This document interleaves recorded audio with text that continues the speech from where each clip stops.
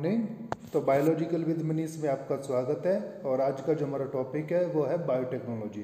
ये बायोटेक्नोलॉजी का पार्ट 2 है। पार्ट 1 जो हम पहले बना चुके हैं इसका, तो आप हमारे चैनल पे जाके देख सकते हैं। इसके बाद आप पार्ट 2 को देखिए, आपको काफ़ी अच्छे तरीके से समझ में आएगा।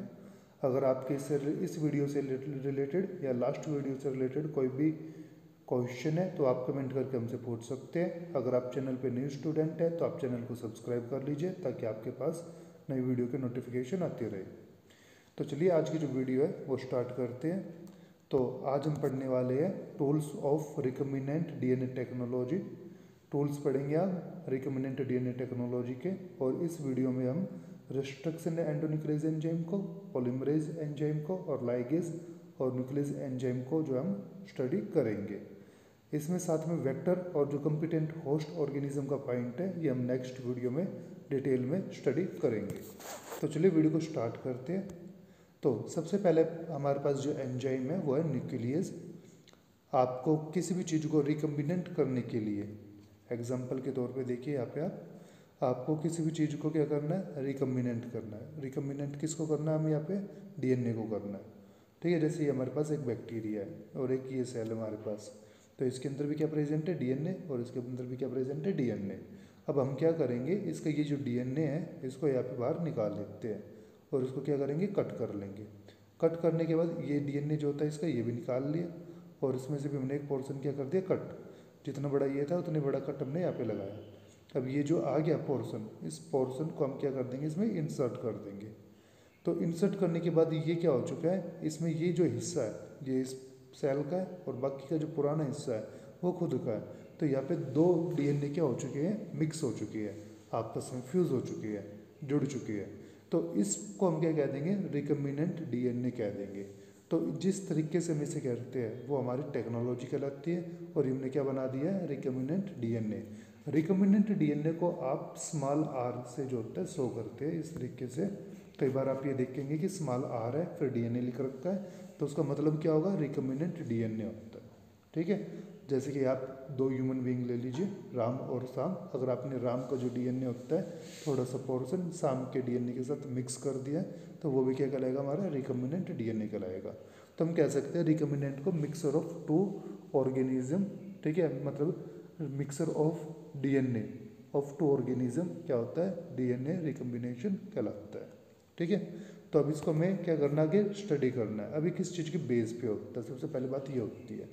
तो आपको ये जो सेल थे, इस सेल में से क्या करना है, सबसे पहले आपको वो डीएनए निकालना है।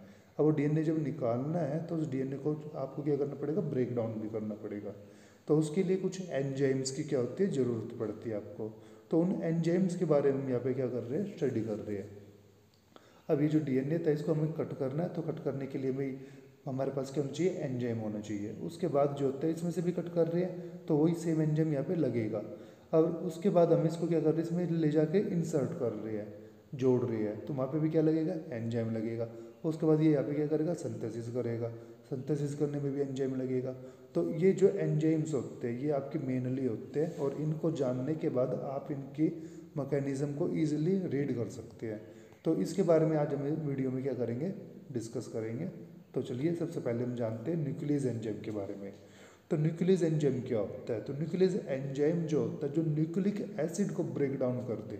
न्यूक्लिक एसिड क्या होती है, डीएनए और आरएनए जो होते हैं हमारे क्या होते हैं, न्यूक्लिक एसिड होते हैं। तो आपने देखा होगा कि डीएनए जो होता है डबल स्टैंडर्ड होता है, सिंगल स्टैंडर्ड होता है, सर्कुलर होता है।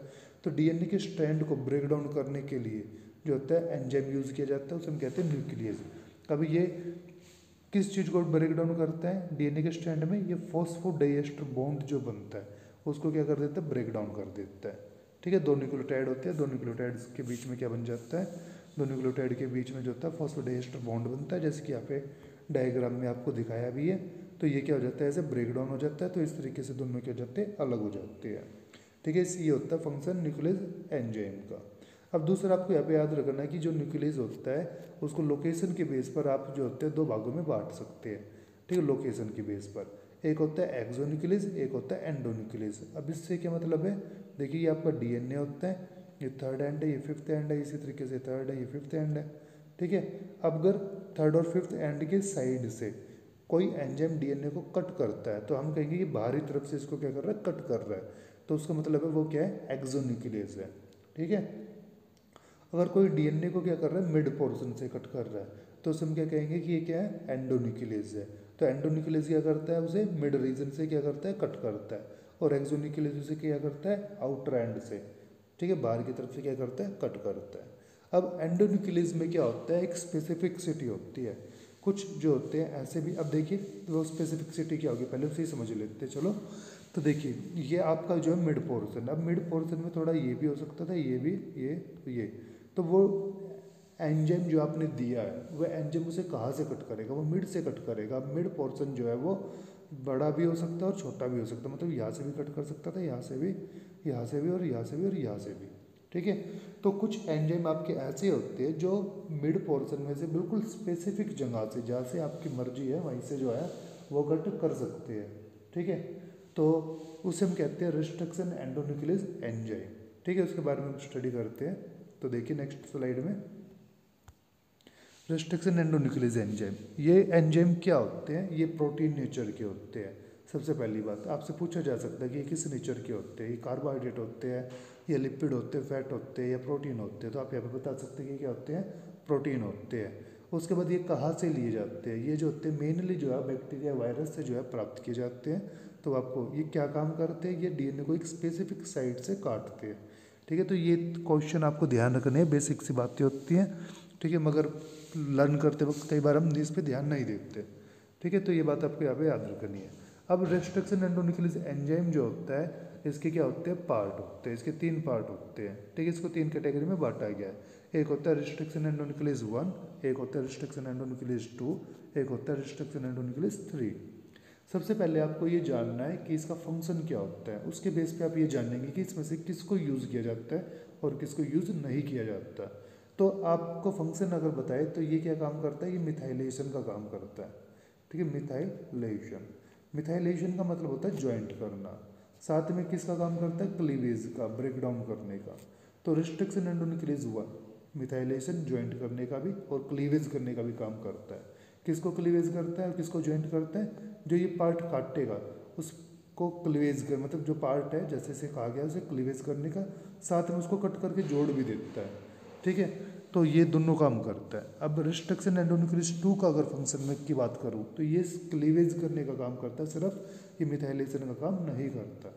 इसी के साथ अगर मैं रिस्ट्रिक्शन एंडोन्यूक्लियस 3 की बात करूँ तो ये सिर्फ किसका काम करता है, ये दोनों ही काम करता है, ये मिथाइलेशन का भी काम करता है और ये क्लीवेज का भी काम करता है। पहली बात आपको यहाँ पे ये याद रखनी है इन तीनों के बारे में, क्योंकि इसके बेस पर आपसे क्वेश्चन पूछा जाता है कि कौन सा रिस्ट्रिक्शन एंडोन्यूक्लियस एंजाइम आप यूज़ करना चाहेंगे और आप यूज़ करते हैं। तो हम सेकंड को यूज़ करना चाहेंगे, क्योंकि ये सिर्फ कट करता है। अगर कोई चीज़ है वो आपके पास कट हो गई और कट होने के बाद अपने आप जुड़ चुकी है, तो आप जब उसे प्राप्त कर रहे हैं तो वो तो जुड़ चुकी है, वो तो आपको अलग से प्राप्त नहीं होगी। तो इसलिए आप किसका यूज़ करेंगे, आप सेकंड का यूज़ करेंगे। फिर आपको रिस्ट्रिक्शन एंडोन्यूक्लियस की रिकॉग्नाइजिंग साइट जो होती है वो भी आपको याद रखनी है। तो आप बताएंगे ये क्या करते हैं, ये 20 से लेके 25 मैक्सिमम है, ये 20 से 25 बेस पेयर की साइट को ये क्या करते हैं, रिकॉग्नाइज करते हैं। अलग अलग बुक्स में इसकी साइट अलग अलग लिखी हुई है, जैसे कई बुक्स जो होती है उसमें 15 से 20 लिखा हुआ है, कई में 20 से 25 लिखा हुआ है। ठीक है, तो ये क्या करता है, इसकी रिकॉग्नाइजिंग साइट सबसे बड़ी होती है।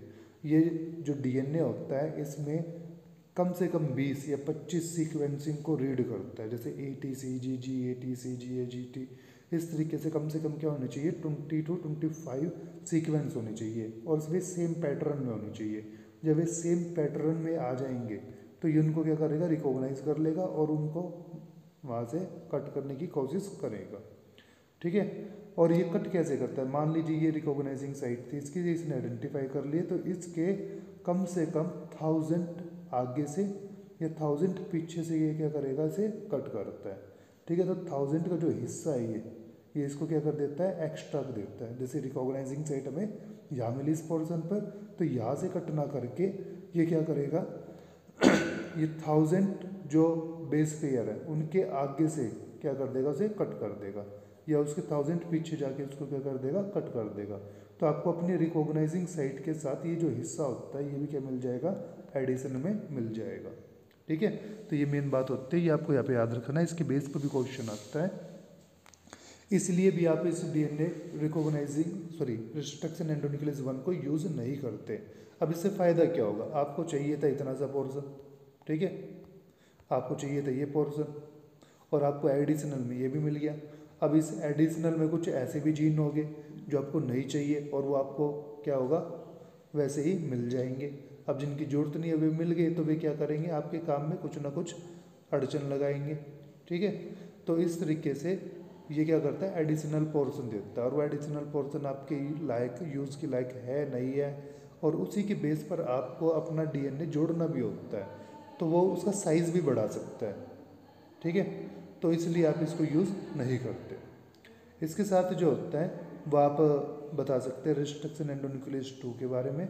तो 2 क्या करता है, इसकी भी एक रिकॉग्नाइजिंग साइट होती है, और इसकी रिकॉग्नाइजिंग साइट जो होती है वो 10 से लेके 15 तक होती है, ठीक है। ये सिर्फ उससे छोटा सीक्वेंस क्या करता है, आइडेंटिफाई करता है।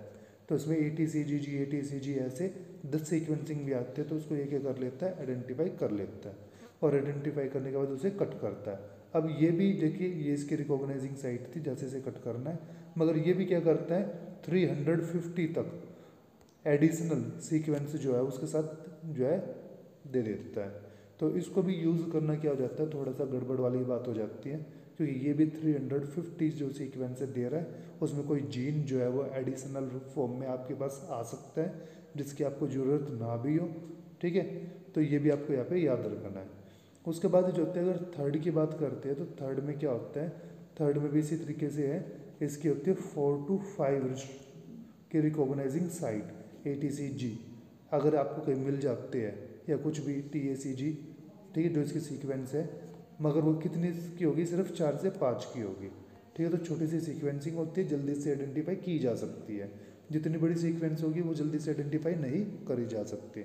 तो इसको हम क्या कर लेते हैं, जल्दी से आइडेंटिफाई कर सकता है ये एंजाइम, ठीक है, जो कि इसकी एडवांसमेंट है। मगर ये क्या करता है, जो एडिशनल में देता है सिर्फ 100 ही देता है, 100 में ज़्यादा जीन्स आने की संभावना नहीं रहती, एज़ कम्पेयर टू 350 और एज़ कम्पेयर टू 1000। तो इस बेस पर आप ये कह सकते हो कि इसको यूज़ किया जा सकता है, ठीक है। मगर ये क्या करता है, याद रखिए, ये काटने के बाद जोड़ भी देगा, ये क्लीव भी करेगा, प्लस में ये मिथाइलेट भी करेगा, तो इसलिए हम इसको यूज़ नहीं करते। फर्स्ट को तो हम यूज़ करेंगे ही नहीं क्योंकि फर्स्ट काट के जोड़ भी देगा, प्लस में उसकी रिकॉग्नाइजिंग साइट भी बड़ी है, प्लस में वो 1000 बेस पर एडिशनल भी देगा। तो हमारे पास क्या बचा, हमारे पास बचा सेकंड क्या करता है, 350 एडिशनल तो देता है, मगर ये कट करने के बाद ज्वाइंट नहीं करता। तो इस बेस पे हम क्या करते हैं, इसको यूज़ करते हैं, किसको, सेकंड को, ठीक है। तो इस तरीके से इसके बारे में आपको सभी बातें पता होनी चाहिए, क्योंकि वो क्या करेंगे, क्वेश्चन को कंफ्यूज करने की कोशिश करेंगे। एक बार फंक्शन बता देंगे तो फंक्शन के बेस पे तो आप आइडेंटिफाई कर लोगे, मगर जब रिकॉग्नाइजिंग साइट बताएंगे तो आपको लगेगा कि थर्ड यूज़ होना चाहिए, ठीक है। मगर आपको दोनों बातें ध्यान में रखने की, किस बेस पर आप इसको यूज़ करना चाह रहे हो और कौन सा आपके लिए एडवांसमेंट रहेगा, ठीक है। तो अब चलते हैं आगे।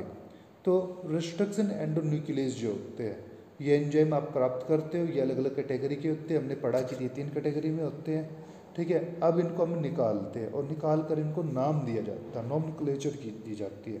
जैसे एक बैक्टीरिया होता है इकोलाई, इससे हमने एक एंजाइम को हमने प्राप्त करा, जिसका नाम हमने दिया क्या, इको R1, ठीक है।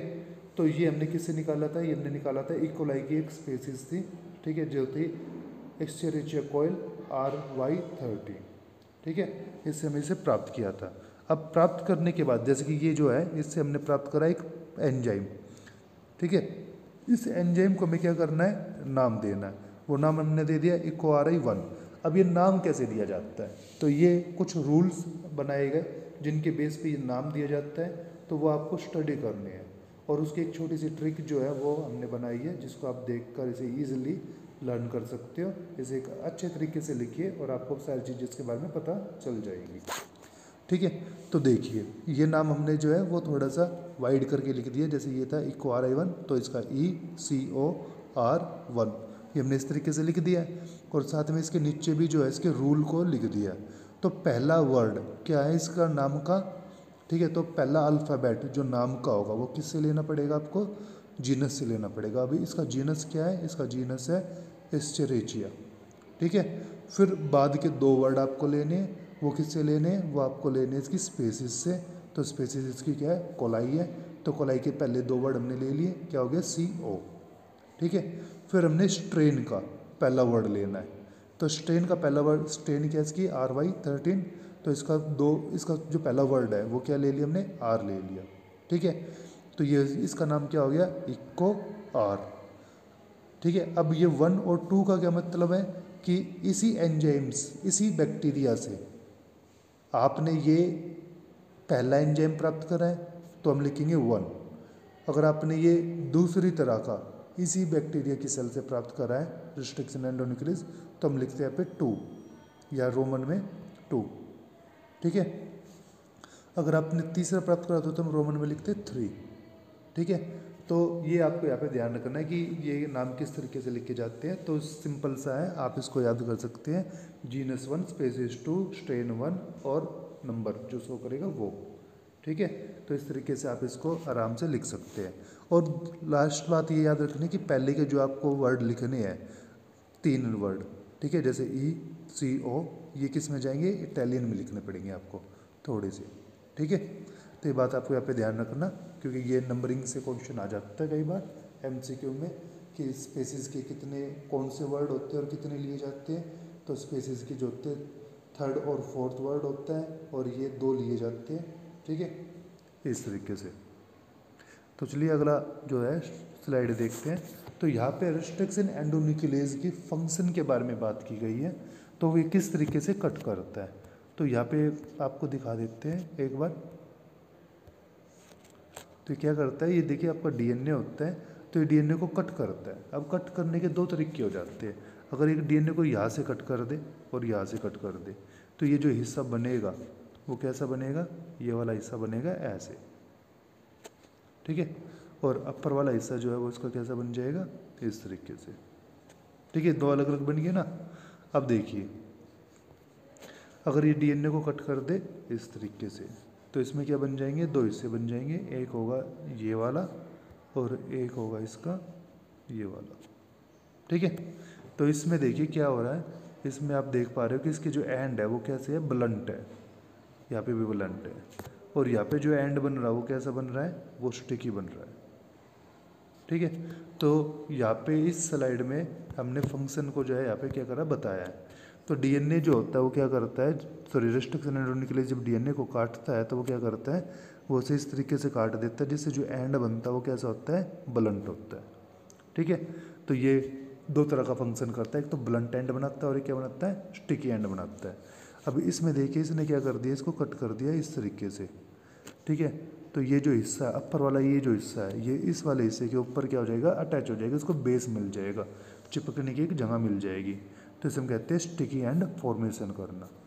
ठीक है। एक ब्लंट एंड फॉर्म करता है और एक क्या करता है, ये स्टिकी एंड फॉर्म करता है। तो रिस्ट्रिक्शन एंडोन्यूक्लियस 2 तरह से कट करता है। ठीक है। अब होता है पैलिंड्रोमिक सीक्वेंसिंग। पैलिंड्रोमिक सीक्वेंसिंग क्या होती है कि जब आप DNA को रीड कर रहे हो तो देखिए इस सीक्वेंसिंग को रीड कीजिए आप 5th एंड से स्टार्ट कर रहे हैं हम, TTAGCAC। इसी तरीके से इसको रीड कीजिए। अब TT सेम है, यहाँ पे भी TT और यहाँ पे भी TT, A है वहाँ पे भी A, CGCACG। अब आप इस सीक्वेंस को यहाँ से 5th एंड से 3rd की तरफ जाते हुए रीड कीजिए और यहाँ पे 5th से 3rd, ये आपकी क्या है, सेम सीक्वेंसिंग है। ठीक है। अगर ऐसी सीक्वेंसिंग आपकी होती है तो उस सीक्वेंसिंग को हम क्या कहते हैं, पैलिंड्रोमिक सीक्वेंसिंग कहते हैं। जो आगे पीछे से पढ़ने में क्या होती है, सेम होती है। 5th से 3rd जा रहे हो जब भी और दूसरी तरफ से 5th से 3rd जा रहे हो जब भी, जब आपकी सीक्वेंसिंग सेम होगी तो उस सीक्वेंसिंग को हम क्या कह देते हैं, पैलिंड्रोमिक सीक्वेंसिंग कह देते हैं। ठीक है। अब नेक्स्ट स्लाइड पे चलते हैं। तो यहाँ पे हम एंजाइम्स की बात करते हैं जो कि पॉलीमरेज होते हैं। तो हमारे पास 2 पॉलीमरेज होते हैं, एक होता है DNA पॉलीमरेज, एक होता है RNA पॉलीमरेज। अब यहाँ से बहुत क्वेश्चन आते हैं आपके और ये कंफ्यूज भी करते हैं। ठीक है। क्योंकि आपको इसको थोड़ा सा डीप में जाके अगर पढ़ लेते हो तो आपकी कंसेप्ट क्लियर हो जाएगा और 12th लेवल पे आप इतना डीप में जाते नहीं हो। ठीक है। तो आपका नीट में थोड़ा सा ये क्वेश्चन रह जाता है। तो डीएनए पॉलीमरेज एंजाइम जो होता है ये क्या करता है, डीएनए को बनाता है। जो एंजाइम डीएनए को बनाएगा वो क्या होगा, डीएनए पॉलीमरेज। ये डीएनए को सिंथेसिस करता है, ठीक है। जो आरएनए को सिंथेसिस करेगा वो क्या होगा, आरएनए पॉलीमरेज होगा। ये इनकी डेफिनेशन है। मगर पेपर में ये नहीं आता। पेपर में क्या आता है कि कितने तरह के डीएनए पॉलीमरेज एंजाइम होते हैं, प्रोकैरियोटिक में कौन से होते हैं, यूकैरियोटिक में कौन से होते हैं, उनके नाम, ठीक है, वो किस तरफ से फंक्शन करते हैं, ठीक है।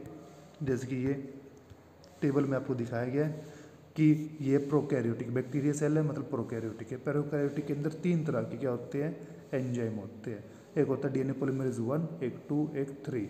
इसी तरीके से यूकैरियोटिक सेल होती है, उसके अंदर क्या होते हैं, 4 होते हैं। एक होता है अल्फा, गामा, सिग्मा, ठीक है, इस तरीके से।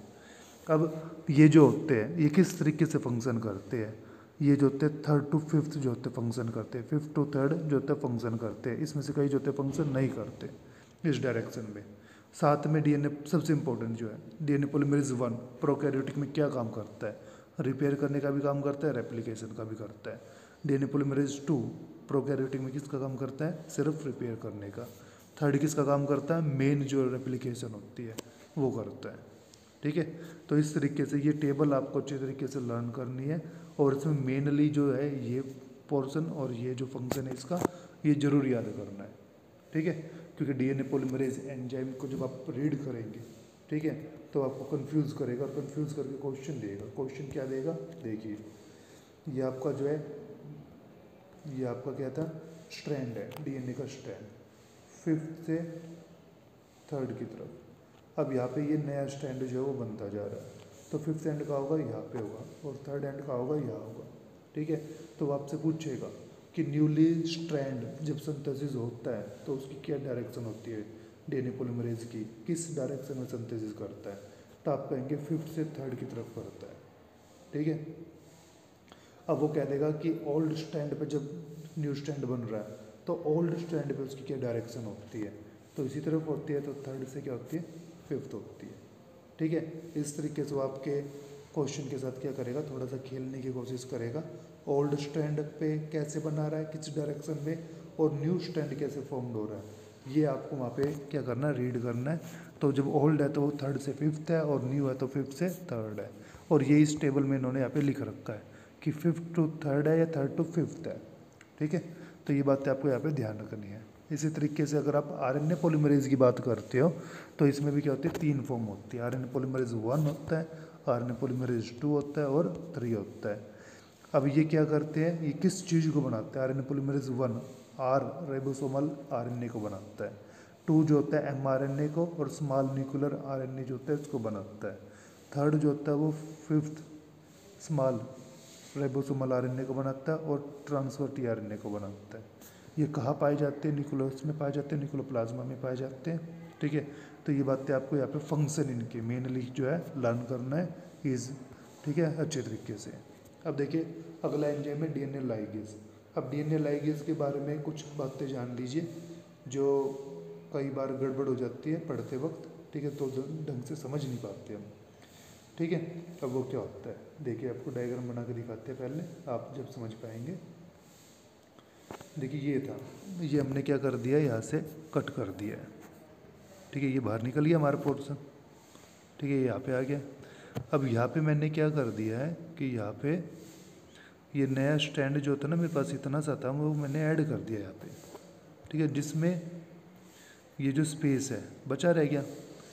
तो क्या होता है कि बच्चे से अगर पूछेंगे कि भाई कोई चीज़ ऐड कर दी है, ठीक है, और वहाँ पे थोड़ा सा गैप है, तो उस गैप को वहाँ पे जोड़ेगा कौन, तो बच्चा कह देगा डीएनए लाइगेज जोड़ेगा, ठीक है। मगर आपको क्लियरली वहाँ पे ध्यान देना है और बताना है कि ये सिर्फ क्या करता है, इस किनारे को उस किनारे से जोड़ देगा।